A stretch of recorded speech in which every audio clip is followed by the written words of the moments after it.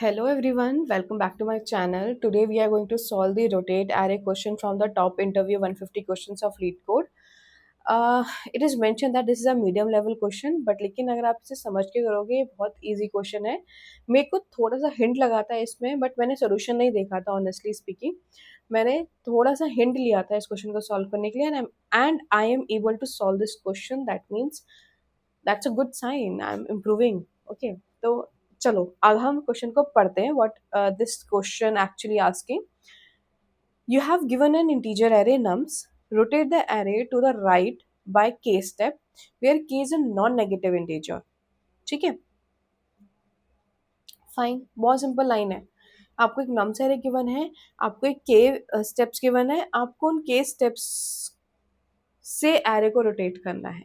ठीक है, एंड ये एक्स्ट्रा मेंशन है कि के is a non negative integer, वो पॉजिटिव इंटीजर है, और ये आपके क्वेश्चन को एक्चुअली इजी बना रहा है. अगर ये नॉन नेगेटिव नहीं होता तो अगर आप सोचो तो पॉजिटिव है तो हमें राइट कर, अगर वो ऐसे बोल देता है कि अगर के पॉजिटिव हुआ तो आपको राइट शिफ्ट करना है, के नेगेटिव हुआ तो आपको लेफ्ट शिफ्ट करना है.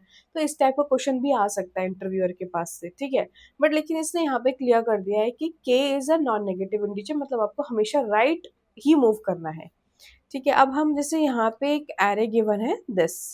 ठीक है, अब हम इस एरे को अगर हम कंसिडर करते हैं समझने के लिए कि एक्चुअली में इसने कैसे शिफ्ट किया है. सो लेट्स सी कैसे किया है शिफ्ट. हमारे पास एक नम्स एरे है, इसमें 1 2 3 4 5 6 एंड 7 हमारे पास ये सारी वैल्यूज गिवन है. ठीक है, अब इसमें साथ में बोल दिया है कि के की वैल्यू 3 है.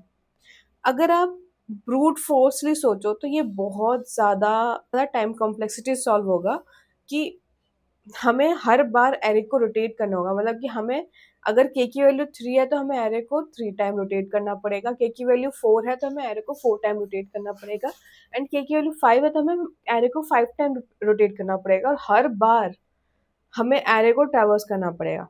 तो अगर हम देखते हैं ब्रूट फोर्स कैसे सॉल्व होगी, बट अभी लेट्स अंडरस्टैंड कि हमने यहाँ से 1 को यहाँ ट्रेवर्स किया, ये हमारे पास 1 रोटेशन है. ठीक है, और 7 हमारे पास यहाँ आएगा, तो हमारे पास फर्स्ट रोटेशन कहते हैं 7 इधर, फिर 1 2 3 4 5 6 तक हम ऐसे ही करेंगे. ठीक है, अब फिर से हमारे पास ये रोटेशन 1 हो गई. अब फिर से हम ट्राई करते हैं रोटेट करने का. ये हमारी सेकेंड रोटेशन हो गई, 6 इधर आ जाएगा. So now 6, 7, 1, 2, 3, 4 and 5. And this is rotation 2. And now next rotation कैसे होगी, हम फिर से ट्रैवर्स करते हैं एरे को. हम k टाइम्स ट्रैवर्स कर रहे हैं एरे को. ठीक है, तो ऑर्डर ऑफ k हमारी टाइम कम्प्लेक्सिटी होगी, और सिर्फ k टाइम नहीं, k इंटू में n टाइम्स हम ट्रैवर्स कर रहे हैं. तो लेट्स सी इसके बाद रोटेशन के बाद क्या आएगा हमारे पास. This is rotation 3. तो हमारे पास नया एरे आ गया 5 6 7 1 2 3 4. हमारे पास ये रोटेशन के बाद ये एरे आया, ये नम्स एरे आया हमारे पास, अगर हम इन प्लेसली सॉल्व कर रहे हैं. ठीक है, तो अगर आप सोचो तो ये हमारा फर्स्ट रन था, रन 1. उसमें हमारे पास कितनी टाइम्स, यहाँ पे देखो तो अगर हमारा एरे जो है वो n टाइम चला है तो हमारे पास ये n हो गया, फिर से हम n लेंगे, फिर से हम n लेंगे. तो अगर आप क्वेश्चन को सॉल्व करो तो कब तक रन होगा हमारा, k इंटू में n टाइम्स. ठीक है, एंड k कभी छोटी वैल्यू नहीं होगी, it can be very big value. तो k इंटू में n टाइम्स हमारे टाइम कॉम्प्लेक्सिटी हो जाएगी इस वाले क्वेश्चन की. ठीक है, तो काफ़ी बड़ी टाइम कॉम्प्लेक्सिटी होगी. ये डिपेंड्स ऑन के ओनली, क्योंकि के हमेशा कांस्टेंट रहेगा, हम इसे ऑर्डर ऑफ एन नहीं मान सकते क्योंकि हम इसे ट्रैवर्स कर रहे हैं. ठीक है, हम ऑर्डर ऑफ एन नहीं मान सकते. के can be a very big value. ठीक है, नाउ अब हम ये चेक करते हैं कि आगे क्या कंस्ट्रेंट्स दे रखे हैं. आगे बोल रखा है try to come up with as many solution as you can. There are at least 3 different ways to solve this problem. ठीक है, I am going to solve this question in a one way only. ठीक है, फिर बोल रहा है could you do it in place with order of one extra space. हम इसे एक्स्ट्रा स्पेस से भी कर सकते हैं, तब भी हमें इशू नहीं आएगा क्वेश्चन को सॉल्व करने का, बट इसने बोला है कि हमें order of one extra space में करना, मतलब कि हमें नया स्पेस क्रिएट ही नहीं करना है। ठीक है, अब इसे हम क्वेश्चन को समझते हैं थोड़ा कि हम कैसे इसे सॉल्व कर सकते हैं। ठीक है, सो नाउ लेट्स अंडरस्टैंड कि हम इस क्वेश्चन को मैंने अप्रोच कैसे किया था। ऑनेस्टली स्पीकिंग मैंने इसमें से एक हिंट ली थी, मैं दिखाती हूँ मैंने क्या हिंट ली थी। यहाँ पे ना हिंट्स मेंशन होती है, मैंने फर्स्ट हिंट ली, मुझे नहीं समझ में आया कि what this hint saying is saying that कि the easy solution would use additional memory and that is perfectly fine. उसने बोल रखा है कि आप एक्स्ट्रा मेमोरी ले लो। Next in Boli, the actual trick comes when trying to solve this problem without using any additional memory.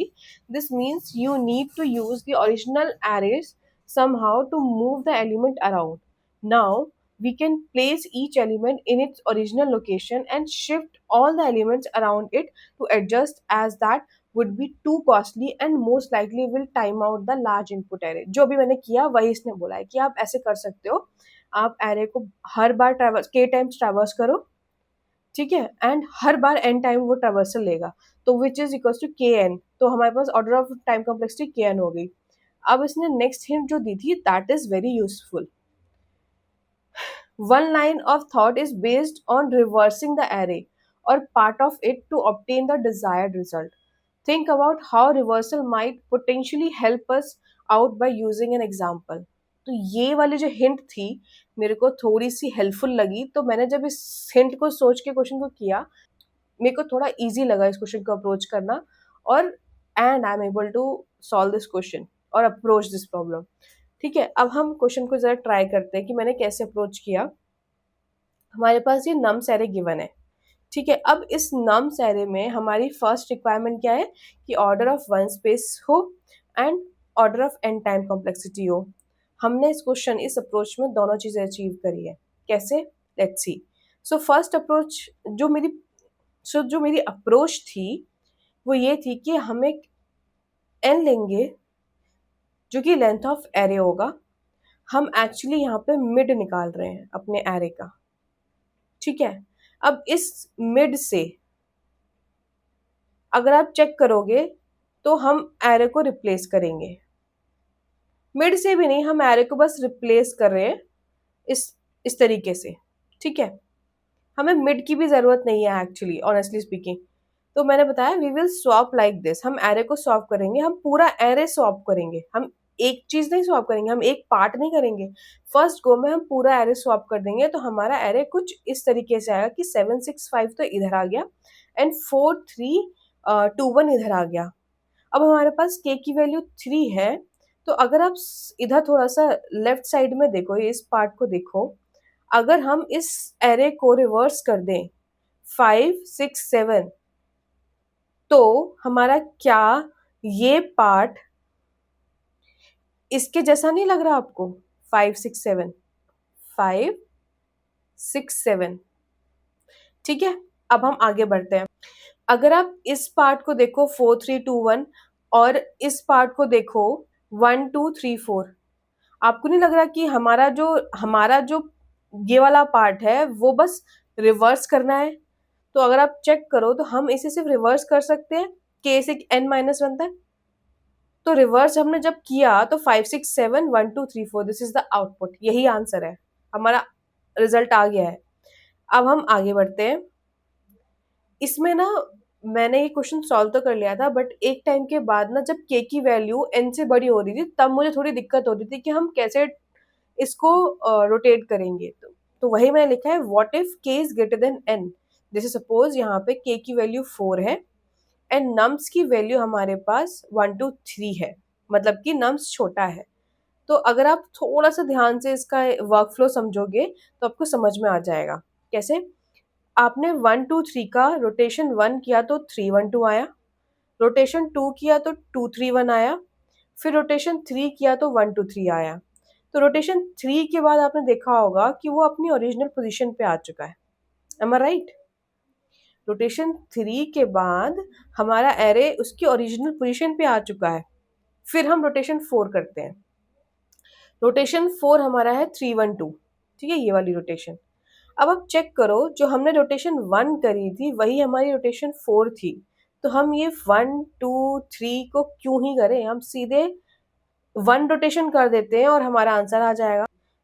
तो अगर आप थोड़ी सी ऑब्जर्व करोगे इस क्वेश्चन को तो आप देखोगे कि रोटेट बाय 4, अगर रोटेट बाय 4 दिया गया है तो rotate by 4 is equal to rotate by 3+1, कि 3 बार रोटेट करो और एक बार और कर दो। तो इसने बोला है कि after third rotation we have original array, so only one rotation actually changes the array. तो वो कह रहा है कि सिर्फ एक ही रोटेशन थी जिसने एक्चुअली एरे को चेंज किया है। So that means so actually rotate by 4 is equal to rotate by 1, ठीक है। That is always before starting rotation you have to do this thing, that is k mod of n, which is, अगर आप इसे calculate करोगे तो 4 mod 3 is equals to 1, which is equivalent to 1 rotation। तो यहाँ अगर आप mod कर दोगे k को n के साथ तो हमारे पास जो एक्चुअल रोटेशंस चाहिए हमारे पास वो रिटर्न हो जाएंगी। हम इसे एक बार अब हम इसे कोड करने का ट्राई करते हैं, ठीक है। तो फर्स्ट थिंग फर्स्ट, आपके पास k अवेलेबल है, आपको सिर्फ n चाहिए, which is equal to nums dot length, ठीक है। अब मैं एक फंक्शन लिख रही हूँ,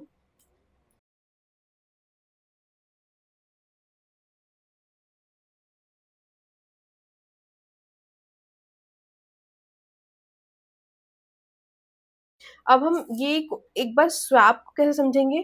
अगर आप देखोगे यहाँ पे हमारे जो क्वेश्चन है इसमें हमने स्वैप कैसे किया है, हमने इस तरीके से तो स्वैप किया है कि हमने पूरा एरे दे दिया, 1 को 7 से कर दिया, 2 को 6 से कर दिया, 3 को 4 से कर दिया, बचाइए अगर इवन भी होता, सपोज जैसे इस पार्ट में देखो अगर इवन भी है तो 4 को हमने 3 से कर दिया, सॉरी 4 को हमने 1 से कर दिया, 3 को हमने 2 से कर दिया।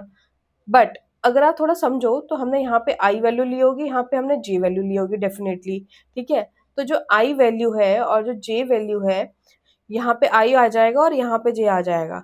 तो अगर आई जे से आगे बढ़ गया उसी पोजीशन पे हमें सॉल्यूशन को एंड कर देना है। तो इसी तरीके से हम स्वैप का पूरा फंक्शन लिखेंगे।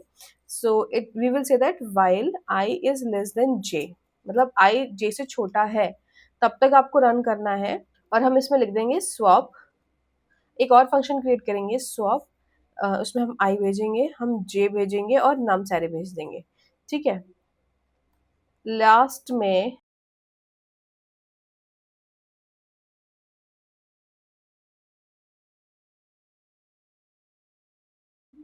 अब हम जस्ट स्वैप जो नॉर्मली स्वैप होता है वो करेंगे।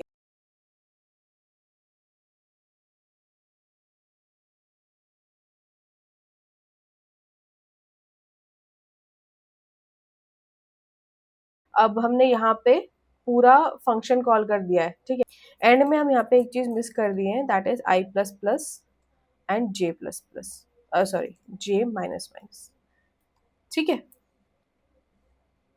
अब यहाँ पे सिर्फ फंक्शंस को कॉल करना है, ठीक है। हम सबसे पहले मैंने बताया था कि हम सबसे पहले जो है पूरे एरे को ही स्वैप करेंगे, ठीक है। तो उसके लिए हमें कैसे भेजेंगे स्वैप वैल्यूज,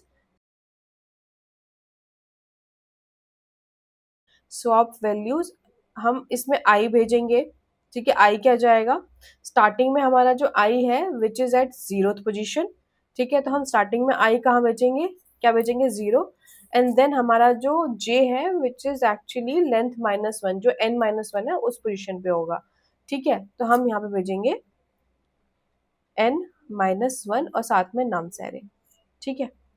सेकेंड कॉल हमारे फिर से स्वैप वैल्यूज की जाएगी, इस टाइम पे बस हमें रिवर्स करना है 0 से k-1 के लिए, तो ये वाली वैल्यू आई हो जाएगी और ये वाली वैल्यू हमारी जे हो जाएगी। तो इफ यू सी दैट यहाँ पे हमारे पास k है तो k-1 ये वाली पोजीशन हो जाएगी ना, तो वही हमें स्वैप करना है। तो स्वैप सेम चीज कॉपी कर लेते हैं, पेस्ट कर देते हैं, बस यहाँ पे 0 है और k-1 जाएगा, फिर से सेम वैल्यू कॉपी करेंगे और k से हम n-1 तक भेज देंगे, ठीक है। That's it. और कुछ करने की ज़रूरत नहीं है, क्वेश्चन सॉल्व्ड है। ठीक है, अब एक बार हम इसे रन करने का ट्राई करते हैं। पास हो गया, इसको सबमिट करते हैं। अब ये फेल होगा, पूछो क्यों? मैं बताती हूँ। हम एक चीज़ मिस कर गए इसमें एक्चुअली। अब इसे बता दिया इंडेक्स 1 आउट ऑफ बाउंड। अब हमारे पास क्या हुआ कि एरे का साइज तो छोटा है, बट लेकिन हमारे के की वैल्यू जो है वो बड़ी है एरे के साइज की से। तो ये चीज़ मैंने यहाँ पे बता चुकी हूँ मैं कि हमें हमेशा क्वेश्चन को स्टार्ट करने से पहले के को मॉड एन करना पड़ेगा। ठीक है, बस यही चीज़ मिस्ड है और मैं यही चीज़ की वजह से फंसी थी इस क्वेश्चन में। तो हमें क्या करना है, सिंपली यहाँ पे जो दोनों क्वेश्चंस थे, दोनों में हमारे पास के की वैल्यू हमेशा छोटी थी दोनों टेस्ट केसेस में, तो इसलिए दोनों पास हो गए। बट लेकिन अगर नहीं है तो उस केस में k is equals to k mod of n, that's it. And ये क्वेश्चन हमारा सबमिट हो जाएगा। कि सबमिट हो गया है। मैं नोट्स डिस्क्रिप्शन में ऐड कर दूंगी, आप वहाँ से चेक कर सकते हो। मैं लिंक प्रोवाइड कर दूंगी ड्राइव का, जहाँ पे कुछ सारे नोट्स में ऐड कर देती हूँ, पीडीएफ फॉर्मेट में होंगे। If you want me to generate videos like this, and if you want that you feel like motivated while watching these videos, please like, share and subscribe my channel. Thank you everyone.